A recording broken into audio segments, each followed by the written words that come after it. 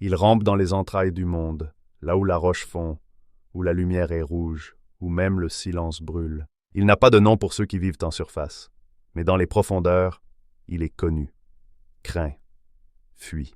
Il n'est pas une bête, il est une catastrophe, une faille vivante, longue comme une rivière, large comme un temple.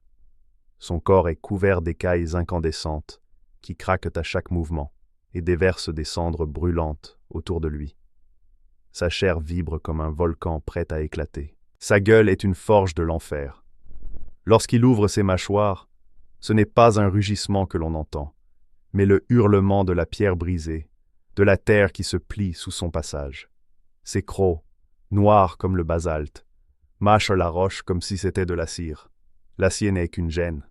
La magie, un souffle dans le vent. Ses yeux ne jugent pas. Ce sont deux orbes de lave, en constante ébullition, sans pupille, sans émotion. Mais ils voient, ils ressentent. Chaque variation de chaleur, chaque souffle de peur, chaque pulsation cardiaque. À travers le mur, le sol, la montagne, il ne dort pas. Il se déplace, lentement parfois, comme une coulée de magma, d'autres fois, d'un bond, d'une percée, détruisant des galeries entières en un instant. Les tunnels s'effondrent, les mines disparaissent, les volcans s'éveillent.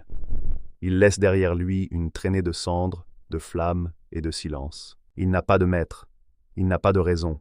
Il avance, consomme, traverse et recommence. Son esprit n'est pas humain, il n'obéit à aucune règle, seulement à une pulsion primordiale, survivre, brûler, dominer. Certains disent qu'il est né avec le monde, quand les premiers feux ont embrasé la terre. D'autres prétendent qu'il est une arme des plans élémentaires, envoyée pour rappeler aux mortels qu'ils ne sont que des hôtes sur une terre vivante.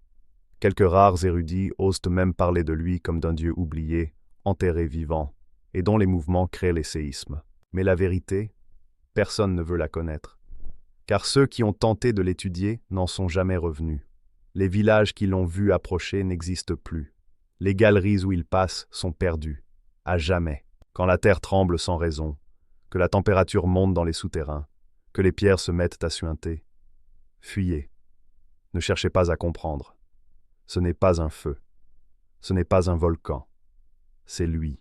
Il est l'ombre dans la fournaise, le cri dans le sol, le fléau des profondeurs. Je suis un vermis de feu. À la semaine prochaine pour une nouvelle créature.